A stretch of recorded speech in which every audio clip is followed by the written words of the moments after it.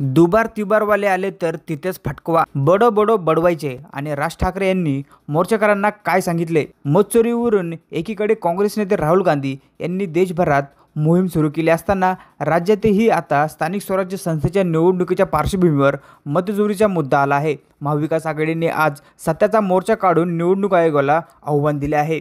या मोर्चात महाविकास आघाडीच्या सोबतीला मनसे अध्यक्ष राज ठाकरे यांनीही मोर्चात सहभागी होत विरोधकांची आघाडी मजबूत केल्याचे म्हटले जात आहे.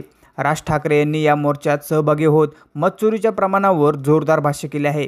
मनसेचे अध्यक्ष राज ठाकरे यांनी या मोर्चाला संबोधित करताना जोरदार भाषण केले. त्यांनी आपल्या भाषणात मतचोरी आणि दुबार मतदार यांच्या विषय काढत निवडणूक आयोगावर जोरदार टीका केली आहे. राज ठाकरे यांनी मुंबईत लोकसभा मतदारसंघाची जुलैपर्यंत दुबार मतदारांची यादीच यावेळी वाचून दाखवली. राज ठाकरे म्हणाले की आता ते म्हणेल पुरावा कुठे आहे? अरे सर्व आकडेच मी वाचून दाखवले आहेत. हे सर्व दुबार मतदार आहेत. राज ठाकरे म्हणाले की या यादीतील गोंधळावरून कल्पना येईल महाराष्ट्रात काय प्रकारचा गोंधळ आहे. एवढा पुरावे दिल्यानंतर सांगतात कोर्टाने सांगितलं निवडणूक घ्या. कोणाला घ्या? कशाला घ्या?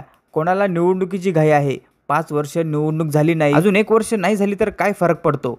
त्यातल्या त्यात निवडणुका घेऊन यश मिळायचं याला निवडणूक म्हणतात का? असा सवाल राज ठाकरे यांनी यावेळी केला. राज ठाकरे पुढे म्हणाले की एक आमदाराचा मुलगा सांगतो मी 20,000 मते बाहेरून आणली. कोणाचं काय समजत नाही. काहीही चाललं आहे. नवी मुंबई आयुक्ताच्या बंगल्यावर मतदार नोंदणी गेलेत. कुणीतरी सुलभ शौचालयात मतदार नोंदवले. कुठेही बसलेला दिसला तर नोंदवायचा का? देशभर ही गोष्ट सुरू आहे.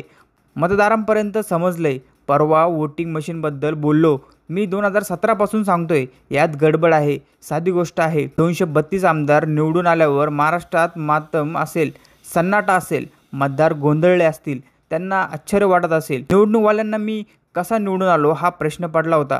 काही तर स्वतःला चिमटे काढत होते. निवडणूक आयोगाच्या माध्यमातून स्थान सुरू होते. अशा निवडणुका लढवायच्या मॅच आधीच फिक्स आहे असा आरोपच राज ठाकरे यांनी केला. यावर तुमचे मत आम्हाला कमेंटमध्ये नक्की कळवा आणि अशा नवीन बातम्या बघण्यासाठी आपल्या चॅनलला नक्की सबस्क्राईब करा.